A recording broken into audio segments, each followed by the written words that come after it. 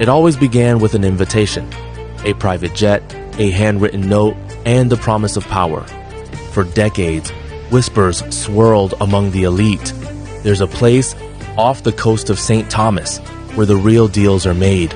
It wasn't in boardrooms or war rooms, but on Little St. Place. James, an island owned by a man more myth than mortal, Jeffrey Epstein. They called it Orgy Island.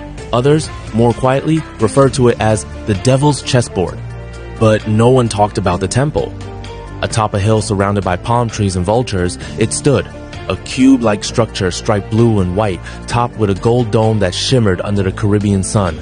Locals said it had no windows, only one reinforced door, barred from the outside. It was surrounded by statues of ancient gods, Poseidon, owls, seraphs, with blindfolded eyes. Construction workers were sworn to silence. Those who questioned the layout were fired or vanished back to the mainland. One contractor told his wife he'd seen a tunnel entrance under the temple. Not a basement, he whispered, a labyrinth. He died 3 weeks later in what police called a boating accident. Behind the locked temple door was a chamber covered in obsidian tiles, black velvet walls, gold fixtures, a small bed, a sound system, cameras hidden in every corner.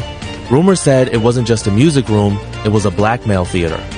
Everyone who visited was watched, filmed, cataloged. A guest list existed, or so they said. A book with names.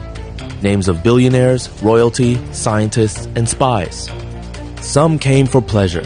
Others were brought for leverage. And some were taken. More than anything, the island seemed to trap the forgotten. Girls from Eastern Europe, Haiti, even the Bronx. Promised modeling contracts, scholarships, visas. They were flown in under fake names. They were never on the manifest. One survivor said the temple had no echo. The walls drank sound, she said. Another described a ritual room underground, where figures in masks read from Latin texts and played recordings backward at midnight. She said one girl never came back up the stairs. In 2019, when federal agents raided the island, they found something curious.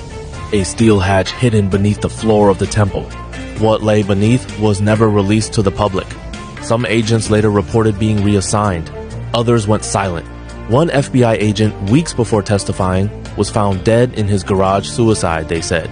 One leaked photo showed a corridor with scorched walls and the number 322 spray-painted in red. A reference? Or a warning? On August 10, 2019, Jeffrey Epstein was found dead in his Manhattan jail cell. Officially, suicide. Unofficially, the silence of a man who knew too much. Security footage was accidentally deleted. Guards fell asleep. The cameras were malfunctioning. His death wasn't the end. It was the beginning of a purge. Names on that list started dropping one by one. Some retired, some disappeared, some found God. The temple was left abandoned, but at night, passing fishermen still report lights flickering inside. Others say they hear music-soft piano coming from deep underground. In 2023, a billionaire developer purchased the island to turn it into a resort, but every construction team that arrived reported the same thing: GPS interference. Radios malfunctioning near the temple. Strange carvings found in the soil symbols, not found in any modern language. One worker went missing for 2 days and was found barefoot, whispering, "He's still here. He never left." The public sees only what it's allowed.